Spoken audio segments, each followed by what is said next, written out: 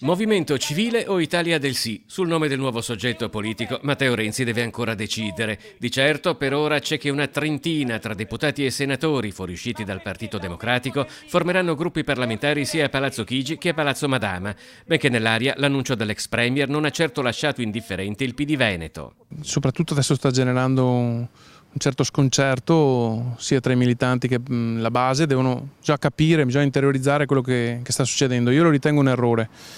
Perché era appena partito un governo per produrre atti nuovi, concretezza nei confronti dei cittadini che altrimenti non riescono a capire questi continui cambi di programma. La domanda è ora quanti e quali esponenti locali del Partito Democratico Veneto seguiranno il nuovo partito di Matteo Renzi. Nel gruppo regionale non c'è nessuno che abbia intenzione di seguire Renzi, ne abbiamo parlato anche questa mattina, anzi il giudizio è unanime, un giudizio negativo su questa scelta che ha fatto, di cui non vediamo le ragioni politiche. Io leggo molta difficoltà da parte di Renzi a stare dentro un partito plurale dove non sempre si è con chi ha la maggioranza. A Venezia ha annunciato la sua uscita Marco Caberlotto, classe 91, 400 preferenze alle ultime comunali che non sono state però sufficienti all'elezione. Caberlotto rappresentava una tra le figure emergenti del PD veneziano. Credo che ci sia una strada nuova da costruire,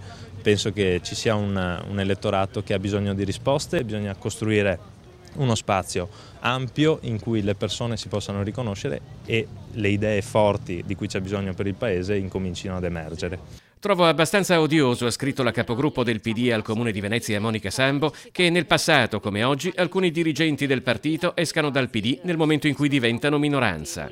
Nelle file di Cafarsetti concretamente non cambierà moltissimo, immagino che i consiglieri comunali tra l'altro rimangano al loro posto. Noi dobbiamo ovviamente augurare in bocca al lupo a chi oggi ha fatto una scelta diversa, ma subito concentrarsi a dare risposte concrete ai nostri cittadini.